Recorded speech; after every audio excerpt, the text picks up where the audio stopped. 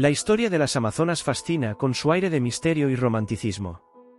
Sus imágenes aparecen en mitos antiguos, leyendas y obras de arte, generando muchas preguntas. ¿Quiénes eran estas mujeres enigmáticas que vivieron en un mundo donde dominaban sobre los hombres y no reconocían los roles tradicionales? ¿Podrían sus imágenes ser algo más que un símbolo mitológico? Para entender quiénes eran las amazonas, es necesario recurrir a la mitología, a las crónicas históricas y a los recientes hallazgos arqueológicos. En los relatos antiguos, las amazonas se presentan como hábiles jineteas, dominando con maestría arcos y espadas. Su sociedad se describe como una utopía para guerreras, donde las mujeres podían desplegar completamente sus habilidades sin las restricciones impuestas por una sociedad patriarcal. Los antiguos griegos, fascinados por su fuerza e independencia, representaban a las amazonas con un ligero temor. Estas historias ayudaban a los hombres a expresar sus sentimientos contradictorios, admiración y preocupación por mujeres capaces de salir de los límites de lo aceptado.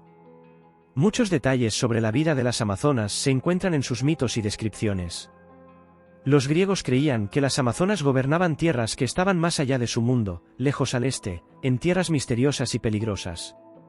La ciudad de Temiscira, situada, según las leyendas, a orillas del río Termodón, se consideraba la capital de esta sorprendente sociedad. Las amazonas mantenían una estricta disciplina y no solo eran guerreras, sino también diplomáticas, comerciantes y maestras en artes y oficios.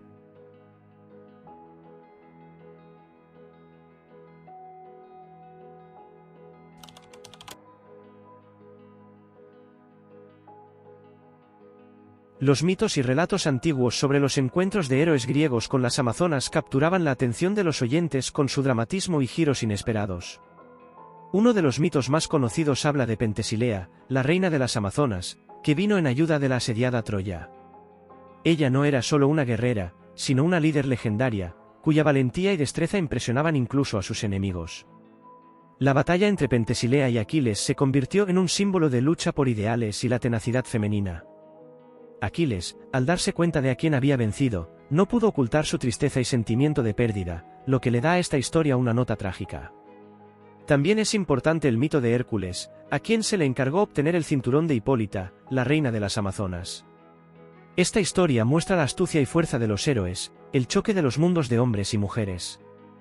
Según la leyenda, Hipólita estaba dispuesta a entregar el cinturón voluntariamente, pero la intervención de Hera, la celosa esposa de Zeus, llevó a un enfrentamiento sangriento. Mitos como estos demuestran que las amazonas no solo eran guerreras, sino también poseedoras de conocimientos y objetos considerados mágicos. En los textos de Heródoto se menciona que las amazonas, posiblemente, no eran solo una fantasía. Podrían reflejar mujeres reales que vivieron en las estepas de Yurache. Las imágenes de las amazonas a menudo servían como base para reflexionar sobre el papel de la mujer en la sociedad y sobre cuáles deberían ser los límites de su poder y libertad.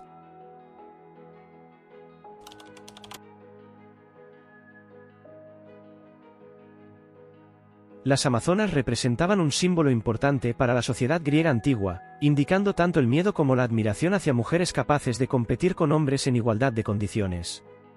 En las obras de arte, se las retrataba con armas en mano, en armaduras completas y montadas a caballo, convirtiéndose así en el ideal de fuerza e independencia. Las amazonas en jarrones y frescos griegos no solo eran decoraciones, sino un recordatorio de la necesidad de mantener el orden en la sociedad. Los mitos sobre las amazonas, como los relatos de guerras con Atenas, las mostraban como portadoras de un sistema de valores alternativo y más liberal. Teseo, el gobernante de Atenas, a menudo se representaba como un oponente de las amazonas. En los mitos, sus conflictos simbolizaban la lucha entre el patriarcado y la posibilidad de una igualdad entre los géneros. Las amazonas encarnaban la idea de que las mujeres podían poseer libertad que iba más allá de los roles tradicionales. La guerra de las amazonas contra Atenas representaba el choque entre la civilización y el caos, donde se consideraba que la civilización, según los antiguos griegos, siempre debía prevalecer. Sin embargo, la victoria no cancelaba la admiración con la que los griegos describían a las amazonas. Eran un ejemplo brillante para reflexionar sobre hasta dónde podría llegar la emancipación de las mujeres y qué consecuencias podría tener para la sociedad.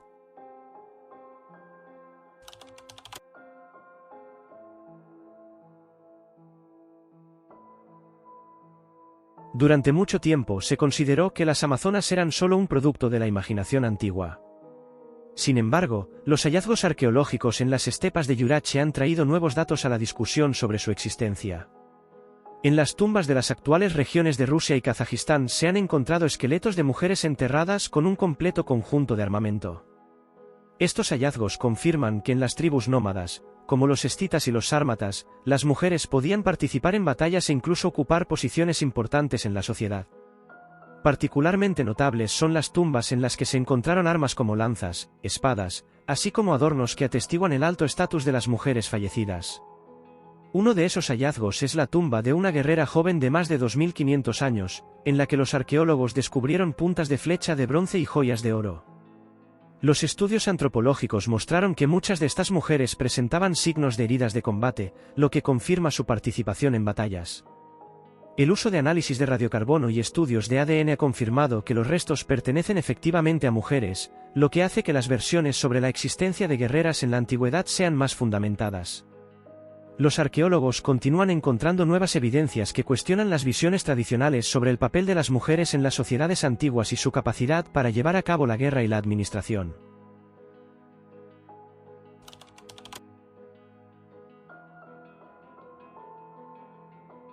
Hoy en día, las amazonas sirven como símbolo de la lucha por los derechos de las mujeres y su independencia. Inspiran movimientos feministas, indicando que la idea de las mujeres guerreras no es nueva y tiene raíces profundas en tradiciones y leyendas. Uno de los ejemplos más destacados del uso de la imagen de las amazonas en la cultura popular es la Mujer Maravilla, un personaje de cómics que encarna la fuerza, la justicia y la bondad. Este héroe, aunque ficticio, ayuda a recordar el poder y la importancia de las mujeres en la historia. El cine y la literatura a menudo se inspiran en las leyendas de las amazonas. El cine, en particular, las retrata no solo como guerreras, sino también como maestras, líderes con sabiduría y conocimientos. Estos relatos modernos permiten que la figura de la amazona trascienda el tiempo y se adapte a las necesidades contemporáneas, simbolizando la lucha por la igualdad. Los estudios modernos también subrayan la importancia de explorar la imagen de las amazonas para comprender los cambios culturales y sociales. La imagen de estas mujeres no es simplemente una fantasía, sino un medio para revisar el papel de las mujeres en la historia y su influencia en la actualidad. Las amazonas se han convertido en un símbolo de que las mujeres pueden tomar el control de su destino e inspirar a otros a lograr hazañas.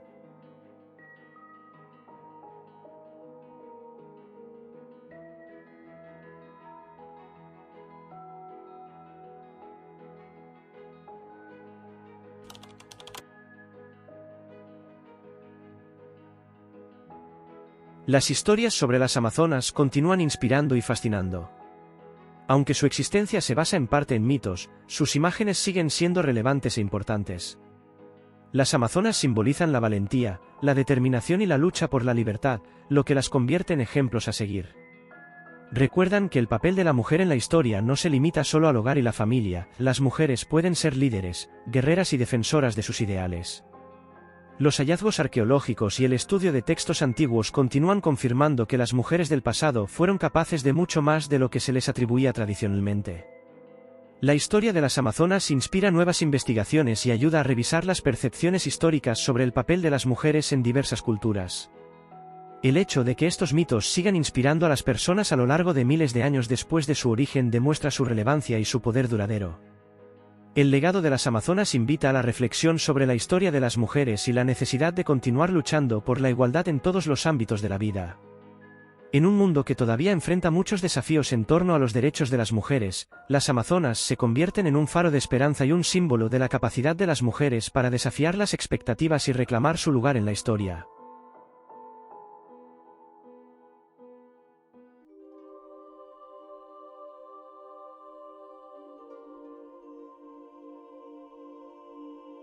Caballeros sin miedo y sin reproche, que dedicaron su vida al servicio de bellas damas, trovadores errantes, que cantaban el verdadero amor y las relaciones refinadas, envueltas en un velo de romanticismo y sentimientos. Así es como imaginan el amor en la Edad Media, ¿verdad? Pues bien, en realidad, todo era muy diferente.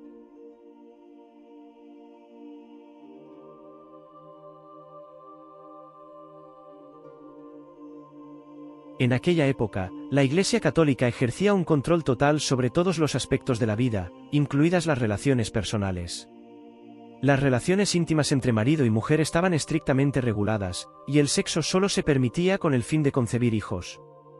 A menudo, a la mujer se la llamaba cerda lujuriosa y se la percibía como la fuente del pecado y la tentación. La primera noche de bodas solía celebrarse ante numerosos testigos, para eliminar cualquier duda sobre la virginidad de la novia y asegurar el cumplimiento de las normas religiosas.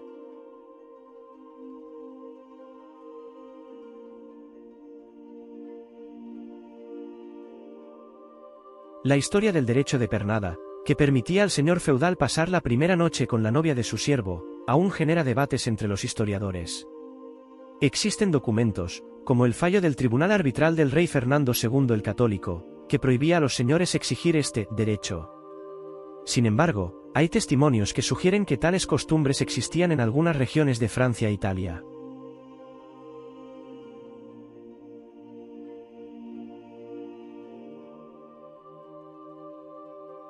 El erotismo medieval distaba mucho de lo que entendemos hoy en día. Las imágenes de cuerpos desnudos se consideraban más una manifestación de la belleza divina que algo sexual. Los auténticos símbolos de atracción eran el cabello largo, los labios carnosos y las manos delicadas, que distinguían a las aristócratas de las campesinas. El cuidado de las manos era un proceso complicado, y las damas dedicaban mucho tiempo a mantener su belleza.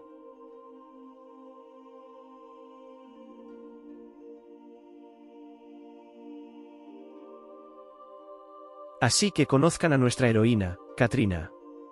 Ella vive en la Edad Media, en un pequeño pueblo francés. Últimamente, ha notado a un simpático joven vecino, René, que siempre parece estar cerca. Finalmente, René le confesó su amor. ¿Qué debía hacer? En aquellos tiempos, las jóvenes no buscaban consejo en sus madres o amigas, sino que acudían al sacerdote.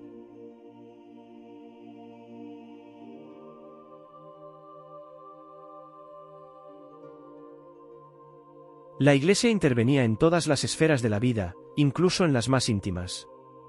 El cuerpo se consideraba pecaminoso, y la mujer era vista como la encarnación del pecado original. Los monjes de la época escribían tratados donde describían a las mujeres como insaciables y lujuriosas, y Jerónimo de Estridón recomendaba castigar severamente a las esposas por cualquier falta. La virginidad era el ideal, pero para la procreación, la Iglesia permitía las relaciones conyugales, aunque éstas debían tener como único fin la concepción.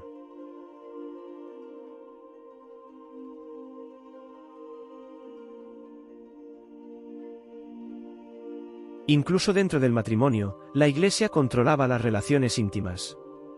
Dictaba en qué días se podía tener relaciones sexuales y en qué posturas. Había más de 100 días al año en los que el contacto sexual estaba prohibido, durante los ayunos, festividades religiosas y los domingos. Aquellos que rompían estas reglas podían ser obligados a realizar largas penitencias.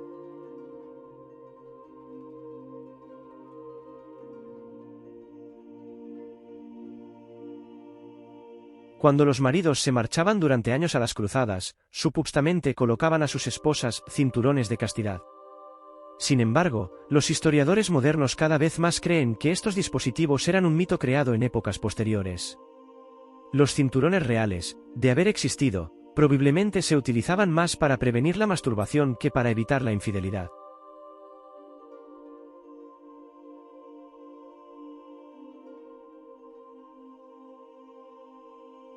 El divorcio en la Edad Media era casi imposible. La única causa aceptada era la impotencia del marido, que debía demostrarse públicamente. El proceso incluía la participación de testigos e incluso de sacerdotes para verificar la incapacidad. Las mujeres acusadas de adulterio podían perder no solo sus bienes, sino también la vida. En Francia, una mujer culpable de adulterio podía ser castrada o azotada en público.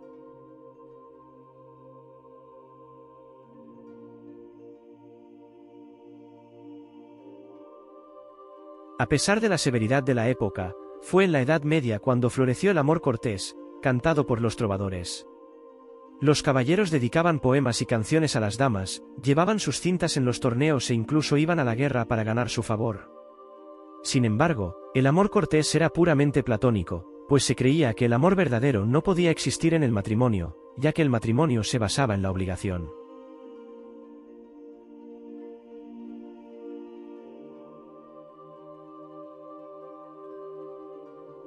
En Francia, durante los siglos XII y XIII, surgieron los llamados tribunales del amor, donde damas de la nobleza resolvían disputas amorosas.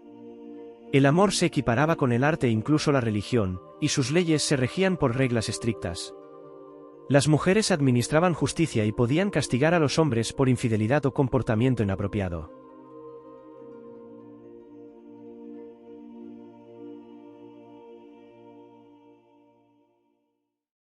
A pesar de las estrictas normas, los monasterios no siempre eran baluartes de pureza. En algunos de ellos prosperaba la prostitución bajo el disfraz de rituales religiosos. Por ejemplo, un monasterio en Aviñón, fundado para combatir la prostitución, en realidad se convirtió en una especie de casa de tolerancia controlada por la Iglesia.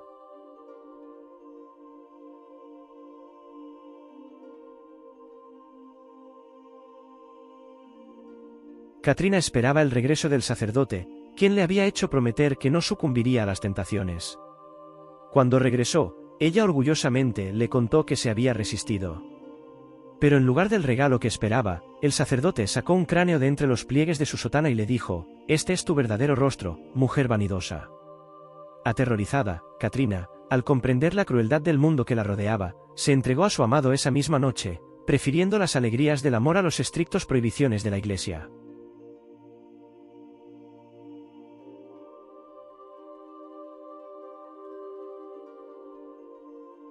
Gradualmente, la Edad Media dio paso al Renacimiento más secular. Aunque la Iglesia seguía conservando una influencia considerable, el Renacimiento trajo un alivio en las costumbres y un creciente interés por los sentimientos y emociones humanas. El amor dejó de ser un tabú y comenzó a considerarse una parte esencial de la vida humana.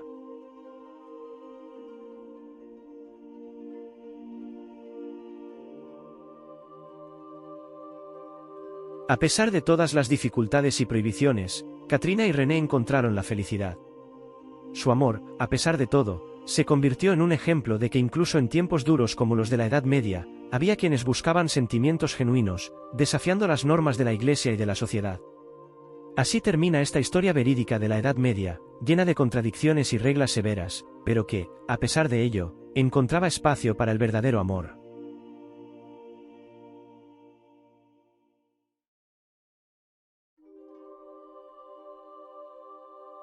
Amigos, muchas más gracias por ver este vídeo. Asegúrese de apoyar nuestro canal suscribiéndose y gustando este vídeo, así como compartir este vídeo con tus amigos. Hola, queridos espectadores. Hoy nos adentraremos en uno de los lugares más enigmáticos del mundo antiguo, el santuario de Apolo en Delfos. ¿Alguna vez se han preguntado cómo un templo ordinario pudo convertirse en el centro de las profecías, atrayendo a reyes, generales y personas comunes que buscaban conocer su destino? ¿Cómo las sacerdotisas, conocidas como las pitias, podían influir en decisiones que cambiaban el curso de la historia? Hoy les contaremos los secretos de las profetisas de la antigua Grecia, y cómo sus palabras se convirtieron en la base de grandes victorias y trágicos fracasos. Las pitias, esas sacerdotisas cuyos misteriosos oráculos siguen fascinando a historiadores y arqueólogos hasta el día de hoy. No se vayan. Les espera un fascinante relato sobre mitos, ciencia y el poder real de las palabras que cambiaron destinos. Los misterios del oráculo de Delfos apenas comienzan.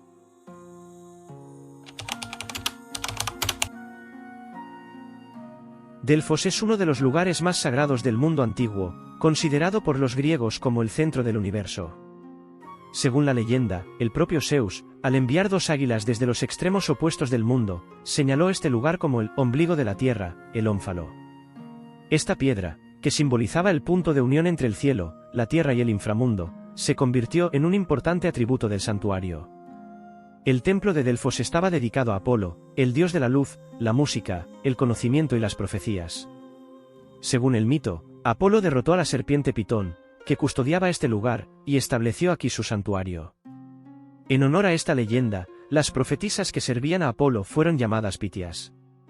Los primeros templos en este lugar se construyeron en el siglo VIII a.C., pero el santuario alcanzó su máximo esplendor más tarde, convirtiéndose en el centro cultural, religioso y político de Grecia.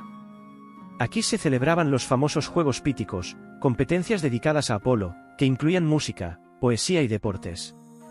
El templo de Delfos se convirtió en un lugar donde buscaban consejo no solo individuos, sino también ciudades-estado enteras. Las profecías de las Pitias podían influir en el resultado de guerras, la elección de alianzas y decisiones políticas clave. Por ejemplo, los líderes consultaban al oráculo de Delfos antes de batallas, fundaciones de colonias e incluso para conocer la voluntad de los dioses respecto a las leyes.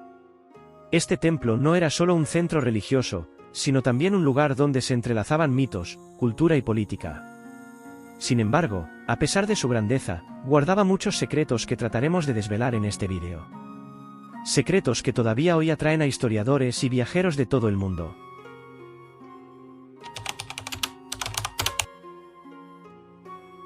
Las Pitias eran las principales sacerdotisas del templo de Apolo en Delfos, encargadas de desempeñar el papel de profetisas. Sus predicciones eran consideradas como la voz del propio dios Apolo, y a ellas acudían tanto personas comunes como gobernantes de grandes potencias en busca de consejo. Pero, ¿quiénes eran realmente y cómo obtenían sus profecías? Para ser Pitia, una mujer debía tener más de 50 años y llevar una vida modesta y ascética. Esto subrayaba su pureza espiritual y su conexión con lo divino. Sin embargo, durante las sesiones de profecía, podía vestir ropajes que recordaban un atuendo nupcial, simbolizando su unión mística con Apolo. Antes de emitir una profecía, se realizaba un ritual complejo de preparación. La Pitia se purificaba en las aguas de la fuente sagrada de Castalia, ofrecía sacrificios a Apolo y se sentaba en un trípode especial ubicado sobre una grieta en la tierra, de la cual, según la leyenda, emanaban vapores místicos. Bajo el efecto de estos vapores, la Pitia entraba en un estado de trance. Se creía que en este estado la Pitia hablaba en un lenguaje comprensible solo para los dioses. Sus palabras solían ser enigmáticas y fragmentadas, por lo que siempre había sacerdotes presentes para interpretar y registrar sus mensajes. Algunas de las profecías de las Pitias eran famosas por su ambigüedad. Por ejemplo, la famosa predicción al rey Lidio Creso: si cruzas el río, destruirás un gran imperio. Creso pensó que se refería a la victoria sobre sus enemigos, pero el imperio destruido resultó ser el suyo propio. Las Pitias no solo eran profetisas, sino también símbolos de la conexión entre los humanos y los dioses. Sus enigmáticas profecías siguen siendo objeto de debate, inspirando no solo a historiadores, sino también a artistas, escritores y filósofos. ¿Quién sabe? Tal vez sus palabras realmente transmitieran la voz de los antiguos dioses. ¿O quizás poseían un don extraordinario de intuición y una comprensión profunda de la naturaleza humana? En cualquier caso, su historia está llena de misterios que aún nos fascinan.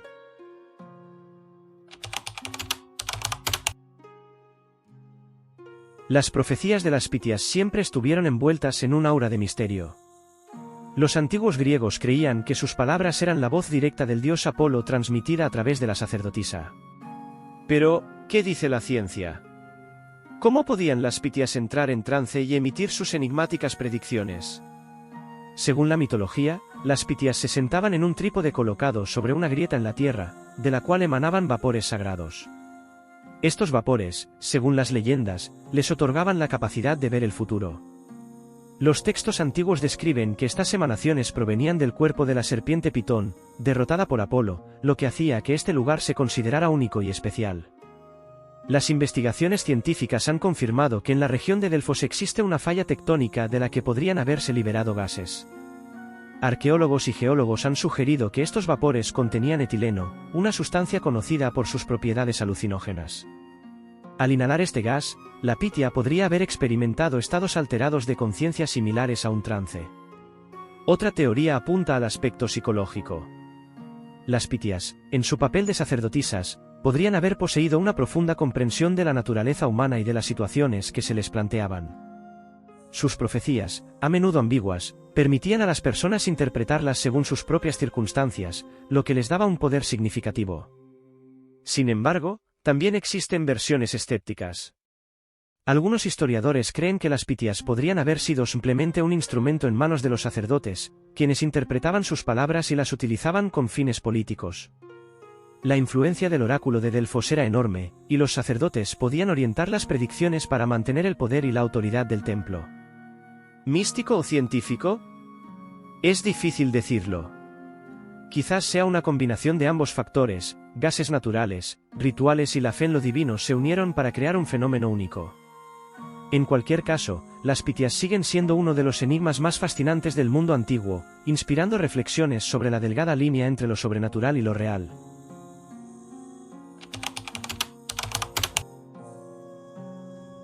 Las profecías de las Pitias tuvieron un impacto enorme en los destinos de personas, ciudades y estados enteros.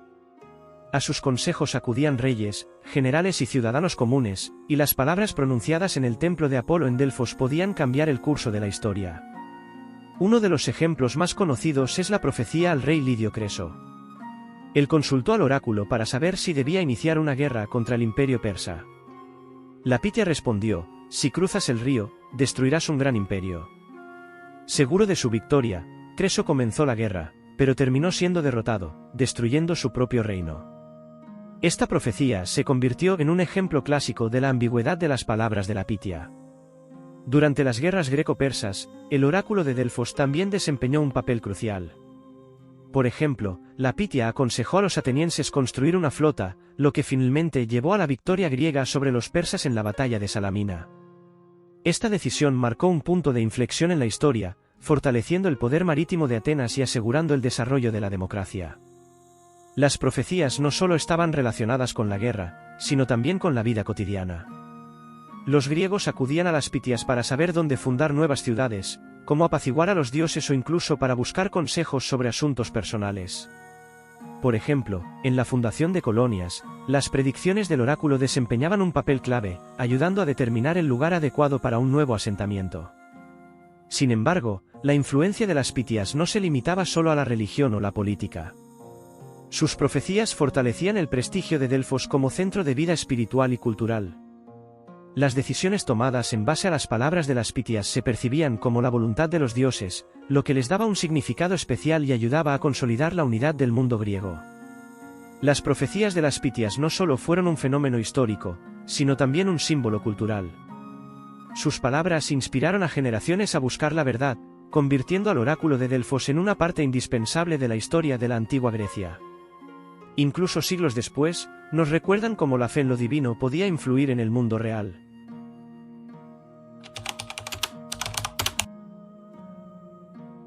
Durante siglos, el oráculo de Delfos fue no solo un centro religioso, sino también cultural y político en Grecia. Sin embargo, con el tiempo, su importancia comenzó a desvanecerse hasta desaparecer por completo. ¿Cómo y por qué ocurrió esto? Un papel clave en el declive de Delfos lo desempeñaron los cambios en el panorama político y religioso. Durante la época de esplendor de las polis griegas, el oráculo era un vínculo importante que fortalecía la unidad y la identidad cultural. Pero con el ascenso de Macedonia, posteriormente, de Roma, el centro político se desplazó, y la relevancia de los templos griegos comenzó a disminuir gradualmente. Otro golpe significativo fue el auge de nuevos cultos religiosos. Con la expansión del Imperio Romano, la popularidad de los dioses griegos comenzó a desvanecerse, dando paso a cultos orientales como el de Isis y Mitra. Finalmente, con la adopción del cristianismo como religión oficial, el oráculo perdió definitivamente su influencia. En el año 393 d.C., el emperador romano Teodosio emitió un edicto para cerrar todos los templos paganos, incluido el santuario de Apolo en Delfos. Esta decisión formó parte de una campaña más amplia para erradicar el paganismo y consolidar el cristianismo en el Imperio Romano. Otra posible causa del declive fue el agotamiento de los recursos naturales. Si aceptamos la teoría de que la inspiración de las Pitias estaba vinculada a gases naturales que emanaban del suelo, es posible que para entonces estos gases se hubieran agotado. Las investigaciones arqueológicas sugieren que los terremotos en la región podrían haber alterado la estructura de las fallas tectónicas, lo que habría detenido la emisión de los vapores sagrados. A pesar de su desaparición, el oráculo de Delfos dejó una huella imborrable en la historia y la cultura. Sus profecías se convirtieron en un símbolo de la búsqueda de la verdad, y la imagen de la Pitia encarna la conexión entre lo humano y lo divino. Hoy, las ruinas del templo de Apolo siguen atrayendo a viajeros e historiadores, recordándonos el glorioso pasado de este lugar. El oráculo de Delfos desapareció, pero su legado permanece. Sigue vivo en los mitos, la literatura y el arte, inspirándonos a reflexionar sobre el eterno deseo humano de comprender su lugar en el mundo y tocar algo eterno.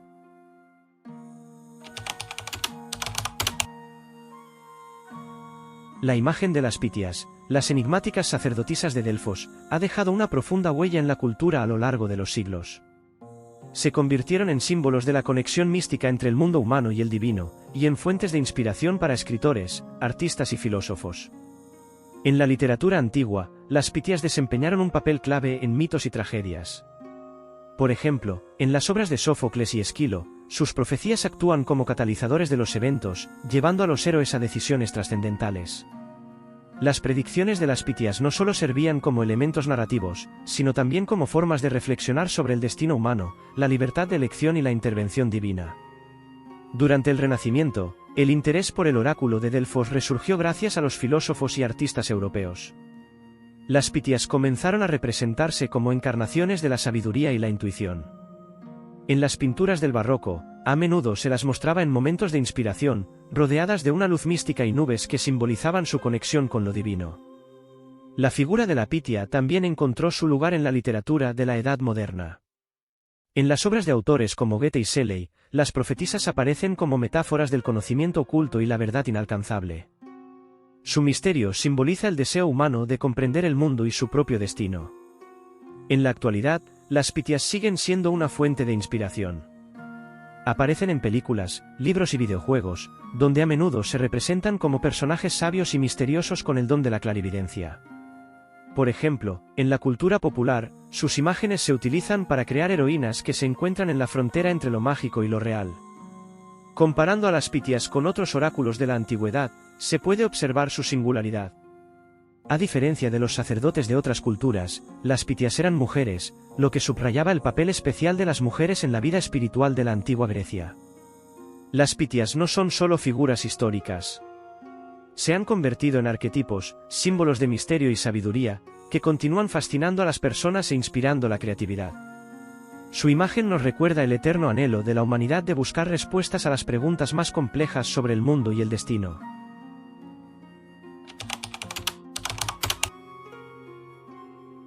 Las pitias de Delfos eran mucho más que simples sacerdotisas de un templo antiguo. Representaban un símbolo de conexión entre el mundo humano y el divino, portadoras de sabiduría y enigmas que aún hoy fascinan nuestras mentes. Sus profecías influyeron en la política, las guerras y la cultura, y sus imágenes permanecen vivas en los mitos, el arte y la historia. ¿Pero quiénes eran realmente? ¿Eran sus predicciones la voz de los dioses, el resultado de fenómenos naturales o una aguda intuición? Estas preguntas siguen sin respuesta definitiva, pero es precisamente este misterio lo que hace que las pitias sean tan interesantes. El oráculo de Delfos nos recuerda cómo los mitos y la fe dieron forma al mundo antiguo. Incluso después de su declive, dejó un legado que sigue inspirando a las personas a investigar y crear. ¿Y tú qué opinas? ¿Eran las profecías de las pitias fruto de un don místico o se basaban en su conocimiento de la naturaleza humana? Comparte tu opinión en los comentarios y discutamos juntos este enigma de la antigüedad. Gracias por ver este vídeo. Si te gustó nuestro relato sobre las pitias y sus misterios, dale like, suscríbete al canal y activa la campanita para no perderte nuevas historias sobre grandes personajes y enigmas del pasado. Nos vemos en el próximo vídeo. Hola, queridos espectadores. Hoy nos embarcaremos en un increíble viaje a través del tiempo para desvelar una de las historias más enigmáticas del mundo antiguo. Semiramis, un nombre que resuena como un eco de grandeza, poder y misterio. ¿Quién fue realmente? ¿Una legendaria reina que gobernó un imperio poderoso o un personaje creado para inmortalizar la gloria de Babilonia? ¿Y qué hay de los jardines colgantes, una de las 7 maravillas del mundo antiguo? ¿Fueron realmente construidos para ella o son solo una hermosa leyenda que ha sobrevivido a lo largo de los milenios? Hoy investigaremos quién fue Semiramis, su contribución a la historia y la cultura, y desvelaremos todos los misterios relacionados con su nombre. No se vayan. Les espera un fascinante relato sobre mujeres gobernantes, civilizaciones antiguas y los enigmas del pasado.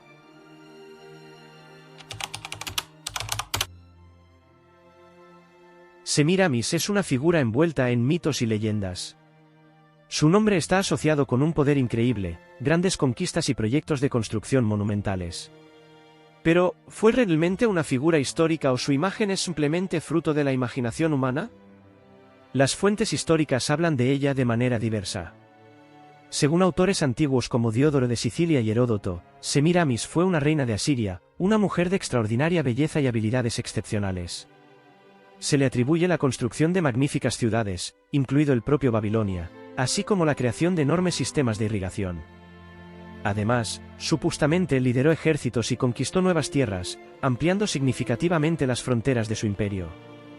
Sin embargo, muchos académicos creen que la imagen de Semiramis es un sincretismo de varias figuras históricas. Una de ellas podría haber sido Chammuramat, una reina de Asiria del siglo IX a.C. Después de la muerte de su esposo, el rey Shamshi-Adad V, Chammuramat asumió la regencia de su hijo y gobernó el país durante varios años. ¿Podría Chammuramat haber sido la base de la leyenda de Semiramis? El nombre de Semiramis también se asocia con los jardines colgantes, aunque la conexión entre ella y esta maravilla del mundo sigue siendo controvertida. Es posible que la tradición popular haya transformado logros reales en una historia épica sobre una mujer que desafiaba el tiempo y las circunstancias. Por lo tanto, Semiramis no es solo una figura histórica, sino un símbolo de poder, sabiduría y belleza que se ha convertido en leyenda e inspiración para muchas generaciones. Su imagen sigue generando debates, despertando interés y llevándonos a buscar nuevas respuestas en las profundidades de la historia.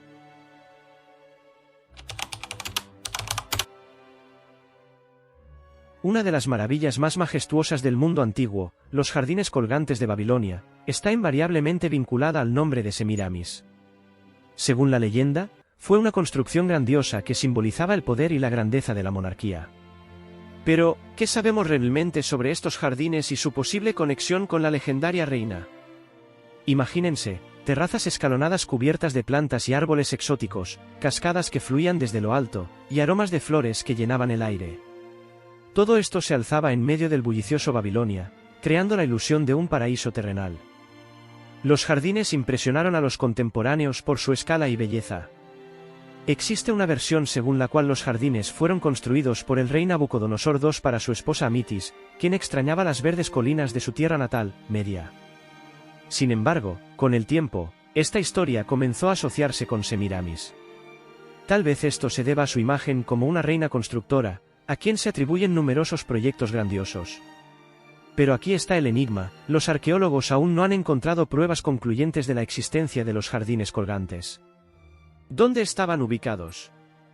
¿Es posible que no se construyeran en Babilonia, sino en Nínive, la capital de Asiria?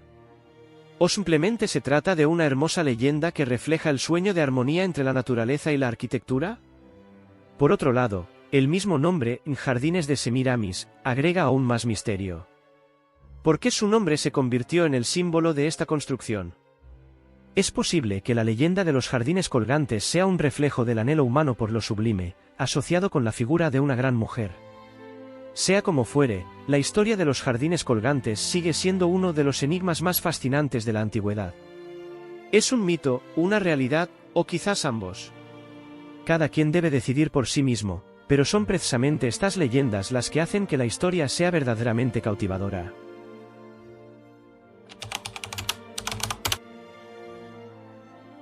En torno a Semiramis y sus jardines colgantes todavía giran muchas preguntas. La historia de esta reina y de la maravilla del mundo asociada con su nombre está llena de vacíos, conjeturas y descubrimientos inesperados. Intentemos desentrañar los principales enigmas. El primer enigma es si Semiramis realmente existió. Los documentos históricos no ofrecen una respuesta definitiva. Algunos académicos creen que su prototipo podría haber sido Chammuramat, una reina asiria que vivió en el siglo IX a.C. Sin embargo, los logros grandiosos atribuidos a Semiramis, como la construcción de Babilonia, generan dudas. Es posible que su imagen sea una mezcla de hechos reales y mitos creados por historiadores posteriores y tradiciones orales. El segundo enigma está relacionado con los jardines colgantes. ¿Dónde estaban exactamente ubicados? Según textos antiguos, los jardines se encontraban en Babilonia, pero las excavaciones arqueológicas aún no han revelado pruebas de su existencia. Algunos investigadores sugieren que los jardines podrían haber estado en Nínive, la capital de Asiria, y no en Babilonia. Es posible que la confusión surgiera debido a la reescritura de historias y la mezcla de datos sobre diferentes ciudades. Otro enigma es la tecnología que pudo haberse utilizado para crear los jardines. ¿Cómo podían funcionar sistemas de irrigación tan complejos en un clima tan caluroso? Los textos antiguos describen un mecanismo similar al tornillo de Arquímedes que elevaba el agua hasta la cima de las terrazas. Sin embargo, hasta ahora no se han encontrado pruebas concluyentes de esta tecnología. También es interesante preguntarse por qué los jardines colgantes están vinculados específicamente con Semiramis. Tal vez su nombre se convirtió en sinónimo de cualquier construcción grandiosa. Otra hipótesis es que los autores antiguos intentaron romantizar el pasado atribuyendo logros increíbles a figuras legendarias.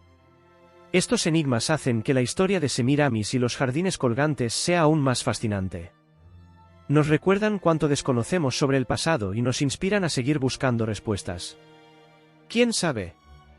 Tal vez algún día logremos descubrir el verdadero misterio detrás de esta legendaria mujer y su magnífica creación.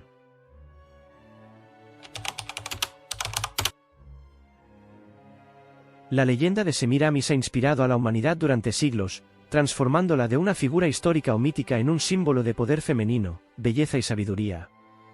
Su imagen se ha reflejado en el arte, la literatura e incluso en la música, ocupando un lugar especial en el patrimonio cultural de diferentes épocas. En la literatura antigua, Semiramis fue descrita como una reina poderosa que desafiaba el tiempo y las circunstancias. Por ejemplo, Diodoro de Sicilia la retrata como una mujer que no solo expandió las fronteras de su imperio, sino que también dirigió personalmente a sus ejércitos. Este retrato romantizado influyó posteriormente en los textos medievales y renacentistas. Una de las obras más conocidas relacionadas con Semiramis es la ópera Semiramide de Gioachino Rossini. En esta, la legendaria reina es representada no solo como una gobernante fuerte y decidida, sino también como una mujer atrapada en intrigas y circunstancias trágicas.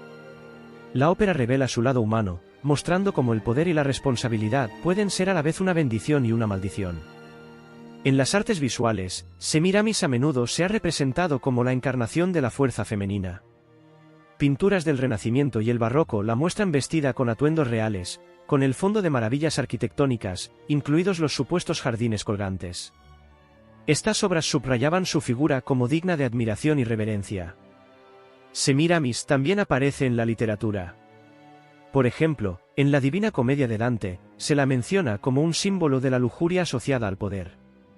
Este ejemplo demuestra cómo diferentes culturas y épocas interpretaron su imagen de maneras variadas, desde la admiración hasta la crítica. Su nombre se ha convertido en un sinónimo de proyectos de construcción ambiciosos y liderazgo femenino destacado. Incluso hoy en día, su influencia se siente en la cultura popular, donde Semiramis sigue siendo una figura misteriosa e inspiradora. La imagen de Semiramis es un ejemplo de cómo la historia y el mito se entrelazan para crear un arquetipo que continúa fascinando a las personas y motivando la creación de nuevas obras. Su nombre permanecerá para siempre como un símbolo de fuerza, belleza y grandeza que trasciende el tiempo.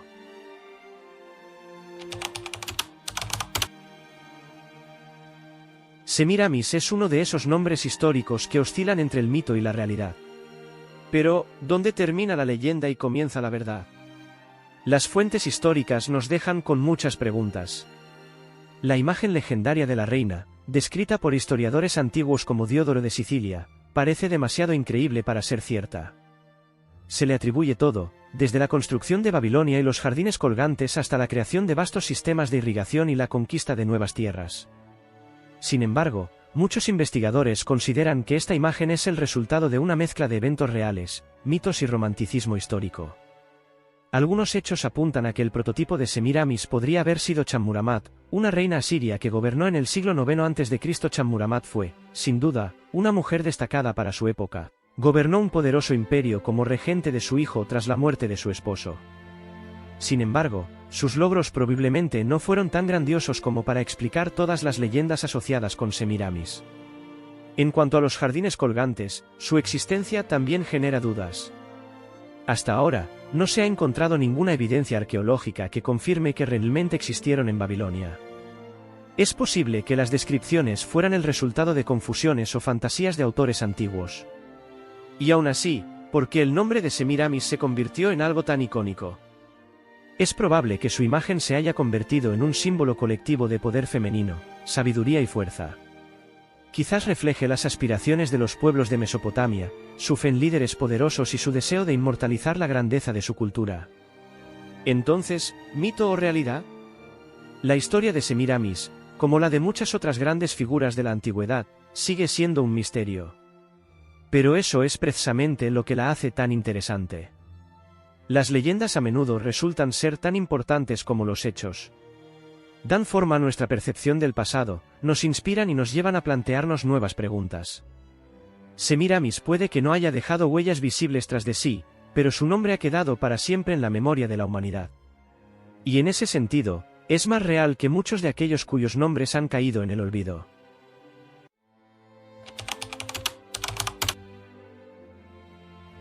Semiramis es mucho más que un simple nombre. Es un símbolo de grandeza, poder y misterio que sigue fascinando a las personas a lo largo de los milenios. Su historia, ya sea mito o realidad, nos brinda una rara oportunidad de adentrarnos en la cultura y la cosmovisión de las civilizaciones antiguas, donde las leyendas eran una parte esencial de la vida. Los jardines colgantes, asociados con su nombre, permanecen como uno de los enigmas más intrigantes del pasado. ¿Fueron un verdadero milagro arquitectónico o solo el fruto de la imaginación humana? Tal vez nunca lo sepamos con certeza. Pero estas preguntas nos inspiran a seguir explorando el pasado, buscando respuestas y planteándonos nuevas interrogantes. Semiramis nos recuerda el poder de los mitos, que moldean nuestra percepción del mundo. Incluso si su imagen es solo un entrelazamiento de leyendas, hechos históricos e imaginación, sigue viva y continúa inspirándonos. ¿Y ustedes qué opinan? ¿Fue Semiramis una reina real o simplemente un símbolo? ¿Existieron sus famosos jardines? Escriban su opinión en los comentarios y discutamos juntos este enigma. Gracias por ver este vídeo.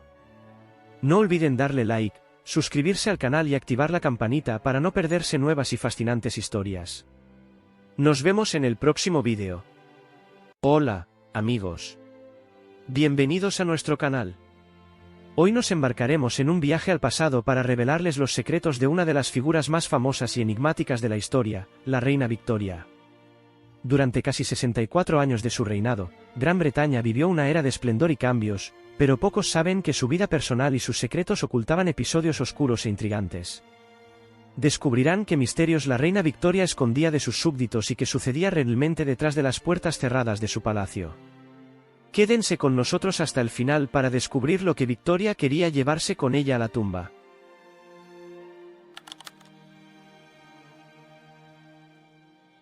La reina Victoria pasó a la historia como una de las monarcas más poderosas del Reino Unido, gobernando durante casi 64 años.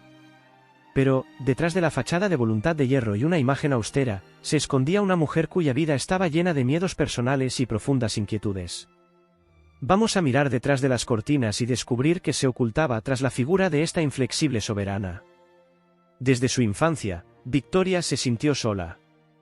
Su padre, Eduardo, duque de Kent, murió cuando ella tenía solo 8 meses.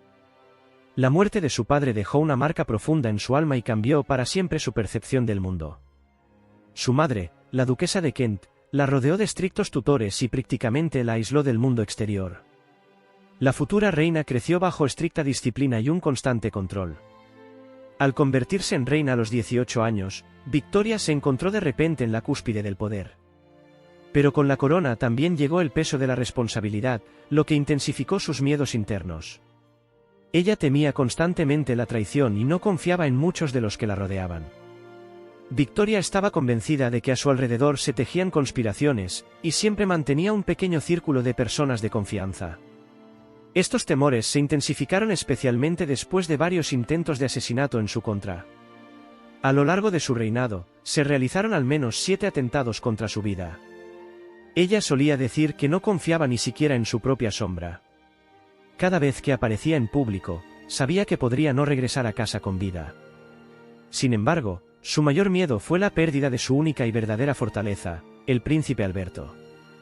La muerte de Alberto en 1861 no solo la dejó devastada, sino que también agudizó su desconfianza.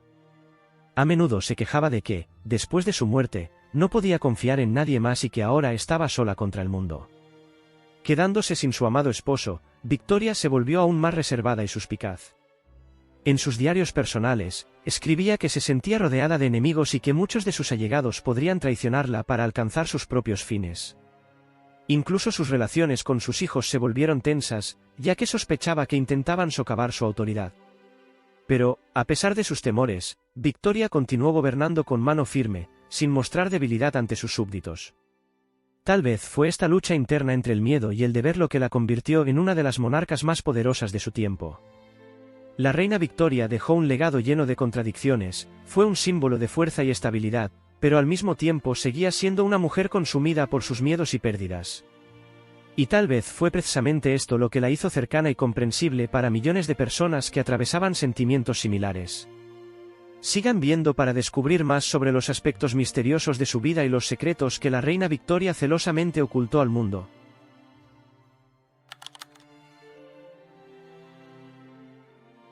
Después de la muerte del príncipe Alberto en 1861, la vida de la reina Victoria cambió para siempre. No perdió solo a un esposo, sino también a su amigo más cercano, su consejero y el único en quien confiaba plenamente. Victoria cayó en una profunda depresión y se retiró de la vida pública durante años. Los cortesanos y los súbditos empezaron a llamarla la viuda de Windsor, ya que vistió de luto hasta el final de sus días. Sin embargo, en el periodo más oscuro de su vida, apareció una persona que logró devolverle un poco de la paz que había perdido.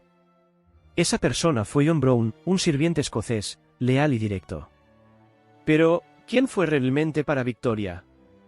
Vamos a desentrañar este enigmático episodio de su vida. Brown era un simple mozo de cuadras y sirviente, pero rápidamente se convirtió en una parte indispensable del círculo de la reina. La acompañaba en sus paseos, velaba por su seguridad, y sorprendentemente para un sirviente, se permitía tratarla con cierta familiaridad, llamándola simplemente mujer. Esto era impensable para la época, pero Victoria no solo toleraba, sino que incluso fomentaba este comportamiento. En sus diarios, ella mencionaba que él era el más leal de todos y el único en quien se podía confiar. ¿Fueron estas relaciones simplemente amistosas? Historiadores y biógrafos aún debaten sobre este tema. Muchos en el entorno de la reina no aprobaban la estrecha relación que mantenía con Brown. Circulaban rumores de que él ejercía una gran influencia sobre ella, y algunos incluso sugerían que entre ellos existía un vínculo amoroso secreto. Estas sospechas se intensificaron cuando, tras la muerte de Brown en 1883, Victoria cayó en un duelo tan profundo como el que sufrió tras la muerte de Alberto. Incluso existen rumores de que Victoria y Brown pudieron haberse casado en secreto. Estas suposiciones se basan en el descubrimiento en 2008 de cartas y diarios que mencionaban acontecimientos misteriosos relacionados con su relación. Algunas fuentes afirman que la reina llevaba un anillo que Brown le había regalado y que fue enterrada con ese anillo en su mano, junto a un mechón de su cabello y su fotografía en el ataúd. A pesar de los numerosos rumores y habladurías, la propia reina nunca comentó públicamente sus relaciones con John Brown. En sus cartas, mencionaba su lealtad y apoyo, pero en ningún lugar revelaba la verdadera naturaleza de su vínculo. Tal vez solo encontró en Brown un consuelo tras la muerte de su amado esposo, o quizás su relación fue más profunda de lo que se suele admitir. Pero algo es seguro, John Brown dejó una marca indeleble en la vida de Victoria. Tras su muerte, la reina ordenó erigir un monumento en su honor y le dedicó numerosas líneas conmovedoras en sus diarios. Este gesto solo reforzó las sospechas de quienes creían que su relación era especial. Entonces, ¿quién fue realmente John Brown para la reina Victoria? ¿Un sirviente leal, un verdadero amigo, o algo más?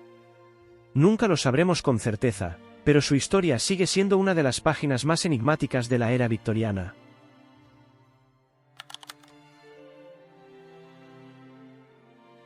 A pesar de su reputación como madre estricta y amorosa, la reina Victoria solía referirse a sus hijos como pequeños monstruos. Detrás de los retratos familiares y las recepciones oficiales, se ocultaban serios problemas y oscuros secretos que minaban a la familia real desde dentro. Victoria tuvo 9 hijos, pero sus relaciones con ellos, especialmente con sus hijos varones, no siempre fueron armoniosas. Su hijo mayor, el príncipe Alberto Eduardo, conocido como Bertie, le causó a su madre muchos dolores de cabeza. Era la completa antítesis de su padre, el príncipe Alberto. Mientras que Victoria idealizaba a su esposo por su laboriosidad, severidad y nobleza, Bertie se hizo famoso por sus escándalos y su estilo de vida disoluto. Victoria veía en él una amenaza para todo lo que había intentado construir. Desde una edad muy temprana, el príncipe Eduardo se sumergió en un torbellino de diversiones, juegos de azar e innumerables intrigas amorosas. Sus romances con famosas actrices, cantantes e incluso mujeres casadas se convirtieron en dominio público y fueron duramente criticados. Pero lo que más decepcionaba a Victoria era que Eduardo no mostraba interés en los asuntos de Estado y en las responsabilidades que recaían sobre el futuro rey. La reina Victoria culpaba a Bertie por la muerte de su padre. Según la leyenda, poco después de que Victoria se enterara del romance de su hijo con la actriz irlandesa Nellie Clifden, el príncipe Alberto, profundamente preocupado por el comportamiento de su hijo, enfermó gravemente y murió poco después. Victoria creía sinceramente que el estrés provocado por las travesuras de Bertie aceleró la muerte de su amado esposo. Sin embargo, la propia reina también tenía sus secretos, que cuidadosamente ocultaba del público. Su segundo hijo, el príncipe Alfredo, tampoco escapó de los escándalos. Se dice que en 1874 intentó suicidarse, pero el incidente fue rápidamente encubierto. Su estado psicológico se mantuvo en secreto, y Victoria se esforzó por ocultarlo para no dañar la reputación de la monarquía. Aún más oscuro fue el destino de su hijo menor, el príncipe Leopoldo. Desde niño, sufrió de hemofilia, una enfermedad hereditaria transmitida por la línea materna que se convirtió en una verdadera maldición para las familias reales de Europa. Victoria ocultó durante mucho tiempo la enfermedad de su hijo y temía enormemente por su vida, ya que incluso una pequeña herida podría ser fatal. Leopoldo murió a los 30 años tras un desafortunado accidente, lo que supuso un duro golpe para la reina. Pero el episodio más misterioso y sombrío en la historia de la familia fue la teoría de que su hijo mayor, el príncipe Eduardo, pudo estar relacionado con una serie de brutales asesinatos que sacudieron Londres a finales del siglo XIX. Nos referimos al infame Jack el Destripador. A pesar de la falta de pruebas concluyentes, existen numerosas teorías que vinculan al heredero al trono con estos crímenes. Algunos historiadores sugieren que Eduardo pudo haber estado involucrado indirectamente, o que su círculo cercano ayudó a encubrir la verdad. Por supuesto, estas teorías siguen siendo controvertidas y nunca se han demostrado, pero el hecho de que el nombre del príncipe Eduardo estuviera asociado con estos oscuros acontecimientos dice mucho. La reina Victoria, posiblemente, sospechaba de los oscuros secretos de sus hijos, pero prefería ocultarlos para preservar la estabilidad de la monarquía. A simple vista, la familia de la reina Victoria parecía ser un modelo de dinastía real ideal, pero detrás del lujo se escondían dramas, traiciones y oscuros secretos que el público nunca debía conocer. Quizás fue precisamente estos problemas lo que hizo a Victoria tan fría y estricta, ya que siempre temía perder el control sobre lo que era más importante para ella, su familia y su imperio.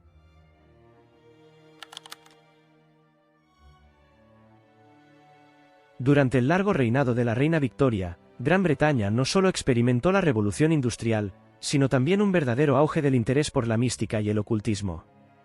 Esta época estuvo llena de secretos y enigmas, la gente se fascinaba por el espiritismo, organizaba sesiones para comunicarse con los espíritus y buscaba respuestas sobre la vida después de la muerte.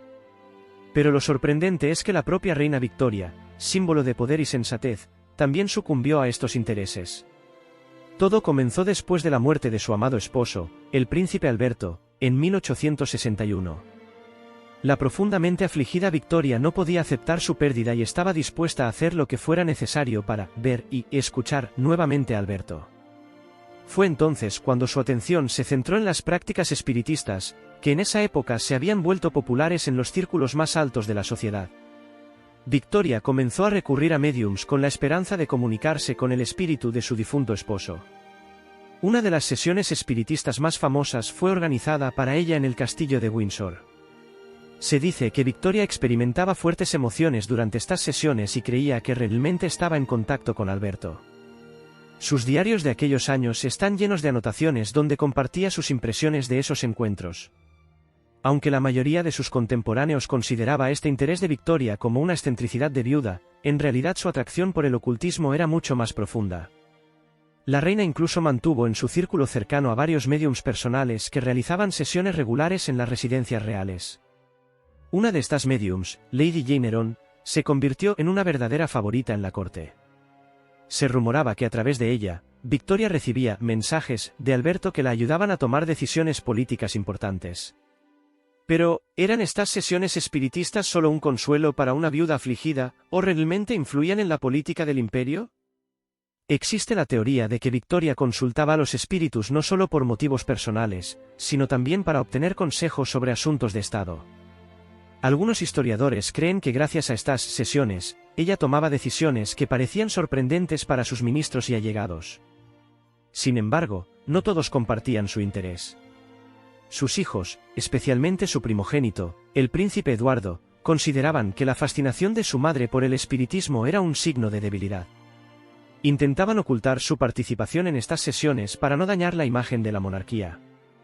Los cortesanos también trataban de encubrir este asunto, temiendo escándalos y burlas en la prensa. A pesar de las críticas y el escepticismo, Victoria se mantuvo fiel a sus creencias hasta el final de sus días. Se dice que incluso antes de morir, pidió a sus seres queridos que se comunicaran con ella a través de un medium, para que su espíritu pudiera seguir en contacto con quienes dejaba en la tierra. Según se cuenta, en su testamento se incluían instrucciones sobre cómo hacerlo. El interés por el ocultismo y el espiritismo que manifestaba Victoria no era simplemente una moda de la época. Le permitió sobrellevar el dolor de la pérdida, posiblemente, le dio fuerzas para seguir gobernando en los momentos más difíciles de su vida. Así, la reina Victoria quedó en la historia como una soberana que no temía ir más allá de los límites permitidos y buscar respuestas a preguntas que aún hoy siguen siendo un misterio para la humanidad.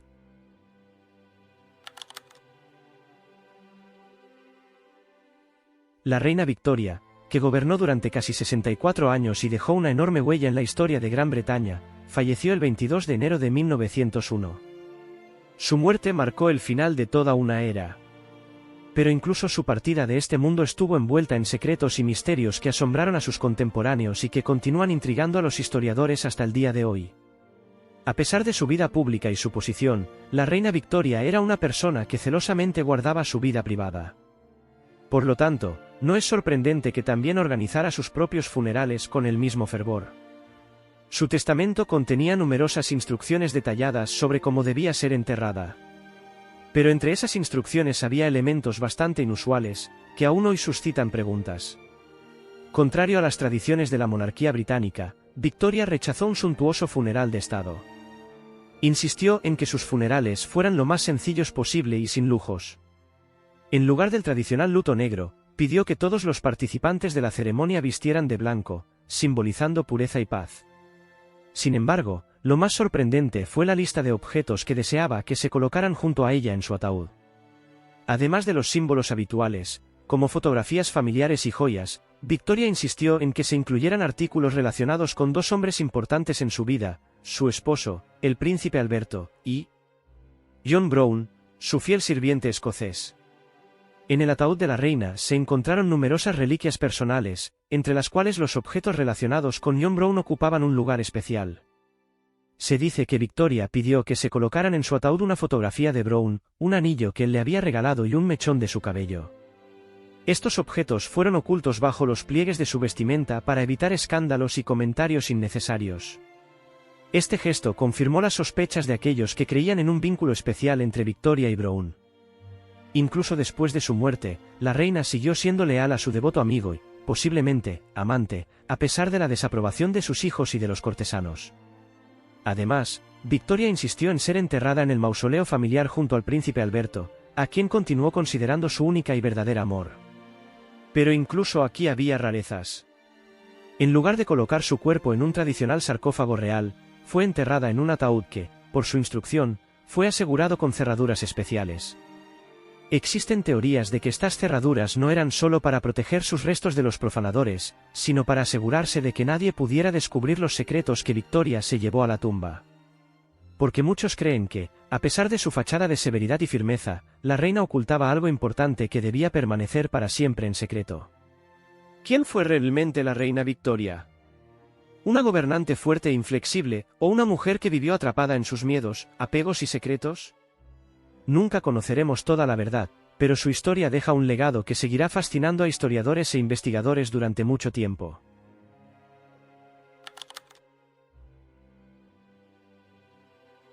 La reina Victoria es una figura cuyo nombre se ha convertido en el símbolo de toda una época. Su reinado duró casi 64 años y dejó una huella imborrable no solo en la historia del Reino Unido, sino en la del mundo entero. Bajo su liderazgo, el imperio alcanzó alturas increíbles, extendiéndose por todos los continentes, pero al mismo tiempo, su vida estuvo llena de tragedias personales, secretos y decisiones difíciles. Victoria era conocida como una monarca fuerte e inflexible, pero detrás de los muros de sus palacios se escondía una persona atormentada por miedos internos, pérdidas y profundos apegos. Se aferraba desesperadamente al pasado y buscaba consuelo en la mística, el ocultismo y en un círculo reducido de personas leales.